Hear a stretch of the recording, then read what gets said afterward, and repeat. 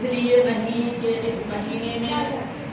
سیدنا امام حسین رضی اللہ تعالیٰ اور ان کے ہمراہ دوستوں نے قربانیاں بھی شہادتیں دی، نہیں بلکہ اس سے پہلے اور حضور علیہ السلام سے پہلے اور بہت سارے انبیاء علیہ السلام اور بہت سارے کار خیر کام کو انجام دیا گیا اسی مہینے کے اندر یوم عاشورہ کے حضرت ابراہیم خلیل علیہ السلام کا آگ سے نکلنا، حضرت آدم علیہ السلام کے توبہ کا قبول ہونا، زمین و آسمان کا بننا، جہنموں اور جنت کی تکمیل کا ہونا، حضرت عیسیٰ علیہ السلام کا آسمانوں پہ اٹھایا جانا، اور بہت سارے فضیلتیں ہیں یوم عاشورہ کا جو اس مہینے کے اندر آتا ہے 10ویں محرم۔ اور اسی دن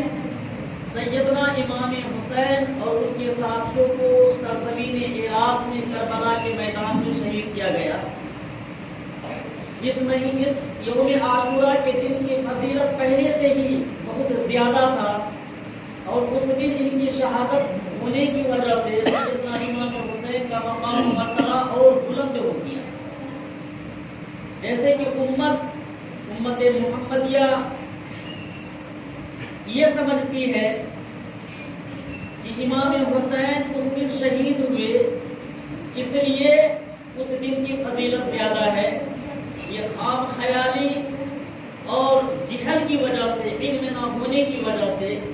یہ باتیں ذہن میں ہیں، حالانکہ ہرگز ایسا نہیں ہے، بلکہ اس دن حضرت امام حسین نے شہادت پائی جس دن کی فضیلت پہلے سے ہی بہت زیادہ تھی،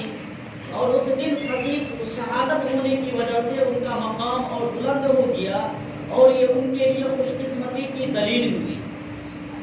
وہ نہایت ہی خوش نصیب آدمی تھے، اس دن ان کی شہادت ہوئی یوم عاشورہ کے دن، ورنہ اس دن کی یوم عاشورہ کے دن کی فضیلت پہلے سے ہی زیادہ تھی۔ یہ بات ذہن نشی کر لیں، دماغ میں بٹھا لیں۔ جن حضرات کے عقل و دماغ میں یہ چھایا ہوا ہے، ذہن میں یہ بسا ہوا ہے کہ امام حسین شہید ہوئے، یہ اس لیے وہ یوم عاشورہ ہے، اس لیے ہم محرم مناتے ہیں، میرے دوستو ہرگز ایسا نہیں ہے۔ اس دن کی فضیلت پہلے سے زیادہ ہے، اور اس دن جو شخص اپنا دسترخوان کشادہ رکھے گا، اپنا دسترخوان کھولے گا غریبوں کے لیے، یتیموں کے لیے، مسکینوں کے لیے، لاچار لوگوں کے لیے، بے بس بے سہارا لوگوں کے لیے، اللہ تبارک و تعالی آنے والے محرم تک ان کی رزق کو بڑھا دے گا، اور رزق کے اندر کوئی کمی واقع نہیں ہوگی۔ لیکن ہمارے یہاں یہ رائج ہے کہ ہم اپنے لیے، اپنے پریوار، فیملی کے لیے دسترخوان کشادہ کر دیتے ہیں، حالانکہ نہیں، بلکہ بذات خود روزہ رکھو اور دوسروں کو کھلاؤ، اگر کچھ کھاتے ہو تو دوسروں کو بھی کھلاؤ۔ خوشیاں منانا اور تلبیہ کرنا، نوحہ کرنا، سینہ پیٹنا، یہ شریعت اسلامیہ میں، امت محمدیہ میں جائز نہیں ہے۔ یہ شیعوں کا فعل ہے، یہ شیعوں کا طریقہ ہے، یہ ان لوگوں کا طریقہ ہے جن لوگوں نے نواسۂ رسول آپ علیہ السلام کے ماننے والوں اور آپ علیہ السلام سے جان نچھاور کرنے والوں کو جن لوگوں نے قتل کیا کربلا کے میدان میں، بے آب و گیا میدان، اس میدان میں جہاں پانی روک دیا گیا تھا، ایک قطرہ پانی لینے کے لیے نہیں دیا گیا، حتیٰ کہ شیر خوار بچے کی بھی گردنیں اڑا دی گئی، جان لے لی گئی، شہید کر دیا گیا۔ یہ ان لوگوں کا فعل ہے جن کو شیعہ کہتے ہیں، وہ تلبیہ کرتے ہیں، نوحہ بازی کرتے ہیں، اور طرح طرح کے گانے بجانے کرتے ہیں۔ میرے دوستو یہ وہ لوگ ہیں جن لوگوں نے سیدنا امام علی مقام امام حسین رضی اللہ تعالی عنہ کو اور آپ کے تمام اہل بیت کو قتل کیا کربلا کے میدان میں، اور لوگوں کو یہ پیغام دے رہا ہے، لوگوں کو یہ بات کہہ رہا ہے وہ کہ ہم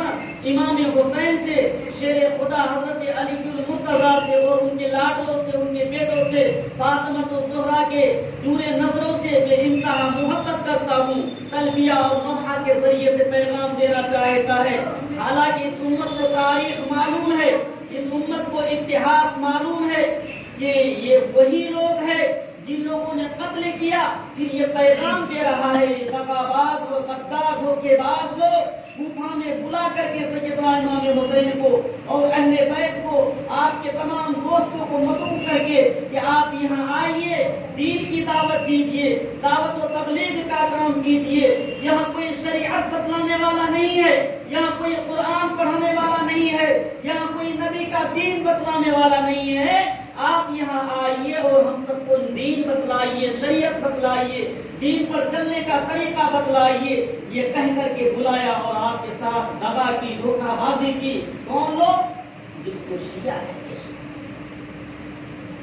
انہی لوگوں کا فیل ہے جو آج مسلمان کر رہے ہیں، نبی کو ماننے والے کر رہے ہیں، نماز پڑھنے والے کر رہے ہیں، نبی سے محبت کی قسمیں کھانے والے کر رہے ہیں۔ نہیں میرے دوست کو بچنا چاہیے۔ یہ بے وقوف اور ذلیل لوگ ہیں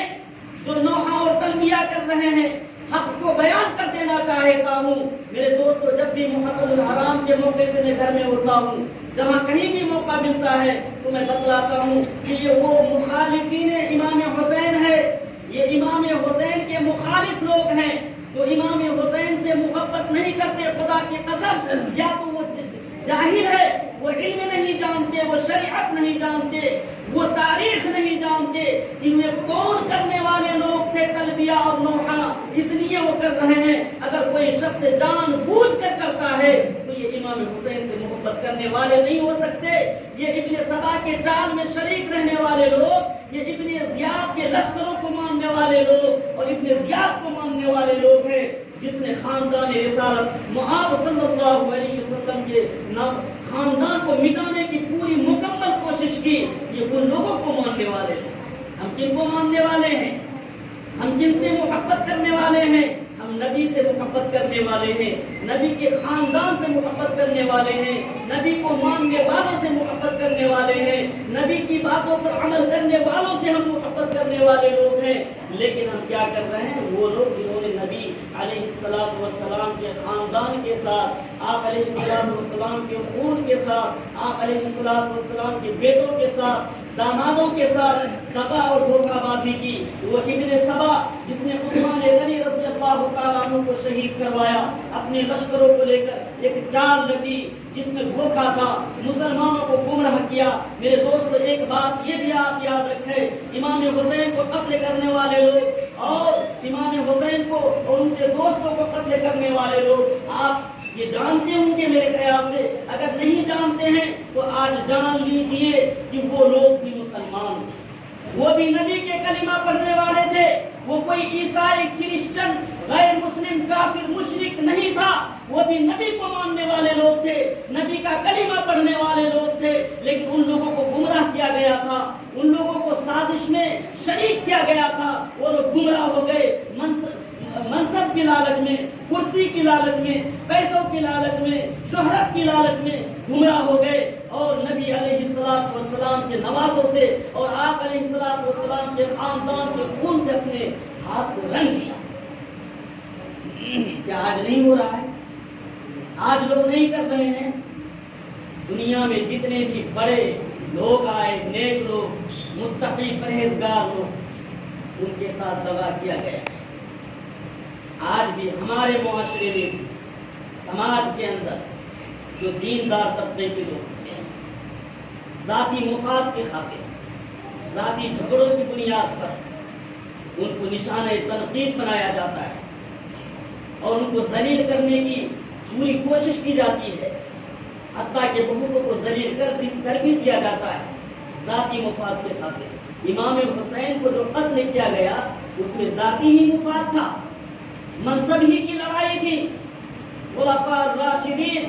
حضرت مولانا ابوالکلام آزاد نے کتاب لکھی ہے، اس کتاب میں آپ نے لکھا ہے یہ پوری لڑائی کربلا کے میدان تک سیدنا عثمان غنی رضی اللہ تعالیٰ عنہ کے قتل کے ساتھ شروع ہو جاتا ہے۔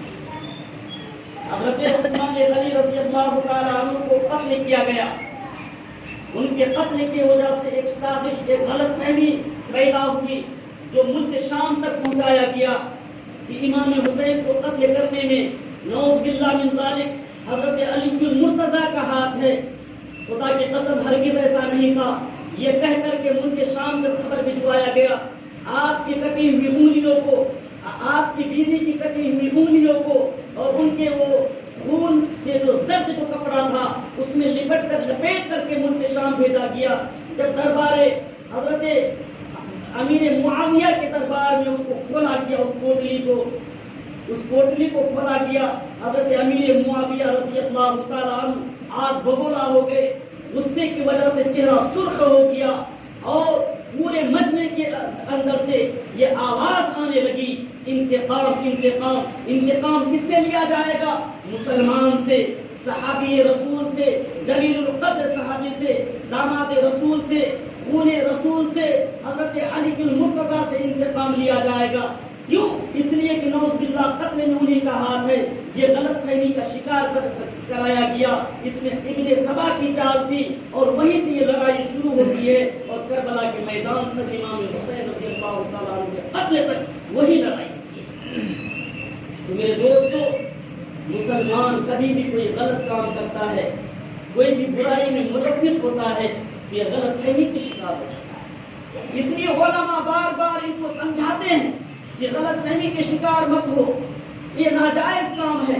یہ غلط حرکتیں ہیں، یہ غلط چیزیں ہیں، اس سے بچو، صراط مستقیم کی طرف آؤ، شریعت مطہرہ کی طرف آؤ، نبی کی سنت کی طرف آؤ، طریق رسول کی طرف آؤ۔ لیکن مسلمان وہ ہو گیا ہے جو ماننے کے لیے تیار نہیں ہوتا ہے۔ علماء بار بار منبر و محراب میں بیٹھ کر قوم کو آگاہ کرنے کی کوشش کرتا ہے، نبی کے سنت سے، طریقے سے، علماء کی تحریرات سے سمجھانے کی کوشش کرتا ہے، لیکن قوم ہے کہ ماننے کو نہیں چاہے گی۔ وہ کہتا ہے کہ نہیں، ہم ان باتوں کو نہیں مانتے، ان باتوں پر عمل نہیں کرتے، میں اپنی مرضی سے چلوں گا۔ نہیں، مسلمان وہ ہے جو شریعت پر بندھا ہوا ہے۔ جس طریقے سے نکاح ہوتا ہے، ایک عورت نکاح کے ذریعے سے شوہر کے محکوم ہو جاتی ہے اور شوہر کے حکم پر چلنا پڑتا ہے، ان کی مرضی ختم ہو جاتی ہے اور شوہر کا حکم چلتا ہے، شوہر کے طریقے کے مطابق، کہنے کے مطابق زندگی گزارنی پڑتی ہے۔ مسلمان وہ ہوتا ہے جو نبی کے شریعت پر بن جاتا ہے اور جو نبی کا طریقہ ہوگا، جو قرآن کا فیصلہ ہوگا، جو احادیث رسول میں ہوگا، جو قول صحابہ، فعل صحابہ میں پایا جائے گا، وہی مسلمانوں کو کرنا ہوگا۔ مرضی نہیں چلے گی۔ میرے دوست، نوحہ منانے والوں اور بدعت کرنے والوں، شرک کرنے والوں سے گزارش کرتا ہوں وہ ایسے برائیوں سے بچے۔ خدا کی قسم، اگر یہ کام کرنا جائز ہوتا، اس کام میں اگر نیکیاں ہوتی، نوحہ کے ذریعے سے نیکیاں ملتا، مقام بلند ہوتا، تلبیہ کے ذریعے سے اور تعزیت بنانے کے ذریعے سے اگر میرا مقام بلند ہوتا۔ سب سے پہلے اس کام میں علماء کرام ہوتے تھے، قرآن پڑھنے والے لوگ ہوتے تھے، نوحہ کرنے والے، حدیث جاننے والے لوگ ہوتے تھے، لیکن یہ پیچھے کیوں ہے؟ یہ جانتے ہیں یہ غلط کام ہے، علماء نے منع کیا ہے، اکابرین نے اپنی تحریرات کے ذریعے سے اس سے روکا ہے، کہا ہے کہ قرآن پڑھو، ذکر کرو، اوراد اور وظائف کو ادا کرو، پھر ان مرحومین کے لیے، ان زندہ شہیدوں کے لیے جو اللہ کے نام پر دین کی تحفظ کے خاطر، شریعت کو بچانے کے خاطر آنے والوں نسلوں کے لیے عبرت چھوڑا، ان کے لیے دعائیں مغفرت کرو، اس لیے کہ تمہارے دعا کرنے سے ان کا مقام بلند نہیں ہوگا، اس لیے کہ وہ تو خود بلند ترین لوگ تھے، ان کا مقام بہت اعلیٰ تھا، وہ شخصیات والے لوگ تھے، تم ان کے لیے دعا کرو گے تو تمہارا مقام بلند ہوگا ان کے لیے دعا کرنے کی وجہ سے۔ اس لیے اگر ہو سکتا ہے تو دعا کرو، کلمہ جانتے ہو وہی پڑھو، تسبیح جانتے ہو وہی پڑھو، اگر لا الہ الا اللہ کو ورد جانتے ہو وہی پڑھو، لیکن تلبیہ مت کرو، تعزیت مت کرو، نوحہ بازی مت کرو، سینہ مت پیٹو۔ وہ گیت گانے والی عورتیں جو گلیوں میں گیت گاتی ہے، جبکہ عورتوں کے لیے قرآن کی تلاوت آواز بلند جائز نہیں ہے، جو گیت گاتی ہے، جو گلیوں میں دروازوں میں آ کر گیت گاتی ہے، غیر محرم کے کانوں تک اپنی آواز کو پہنچاتی ہے، بتلاؤ میرے دوستو ان کا کیا حشر ہے؟ کون منع کرے گا؟ ان کے ذمہ دار کون ہے؟ ہم اور آپ، اس کا مواخذہ ہوگا قیامت کے دن، پوچھا جائے گا ہم سے، سوال کیا جائے گا اور اس کا جواب دینا پڑے گا۔ تو میرے دوستو، جس شریعت کے تحفظ کے خاطر ان حضرات نے اپنے پورے خاندان کی قربانی دے دی، سوائے ایک شخص کے، ایک مرد کے، آپ علیہ السلام کے خاندان کے کربلا کے میدان سے کوئی واپس نہیں آیا۔ امام زین العابدین جو 18 سال کی عمر کے تھے، شیر خوار بچوں کو شہید کروا دیا۔ وہ لوگ جو امام حسین کے لاشوں پر، ان کے دوستوں کی لاشوں پر گھوڑے دوڑائے،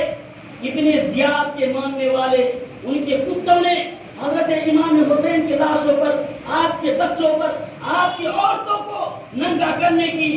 کوشش کی کربلا کے میدان میں۔ میرے دوستو، اسی کو شیعہ کہتے ہیں، انہی لوگوں کا یہ فعل ہے، انہی حضرات کا یہ طریقہ ہے۔ میں علماء کی موجودگی میں کہتا ہوں، اگر کوئی تشویش ہو، کسی قسم کی اشتباہ ہو آپ کے ذہن میں، تو آپ تحقیق کر سکتے ہیں، ان سے پوچھ سکتے ہیں وہ یہ علماء کیوں ہوتے ہیں، آپ اپنے بچوں کو تعلیم کیوں دلاتے ہیں، قرآن اور حدیث اور شریعت کی جانکاری کیوں دیتے ہیں، تو ان سے پوچھ کر ہم سیدھا راستہ اختیار کریں گے، ان کو پوچھ کر کے کوئی کام کریں گے۔ لیکن آج کچھ پوچھا نہیں جاتا ہے، بس وہی کرنا ہے جو ہمارے آباء و اجداد نے کیا تھا۔ آباء و اجداد کے پاس علم نہیں تھا، وہ گمراہ لوگ تھے، وہ نہیں جانتے تھے بیچارے، اس لیے انہوں نے کیا۔ آج ہماری ذمہ داری ہے کہ ہم اچھے عمل کریں اور ان حضرات کے بھی دعائیں مغفرت کریں۔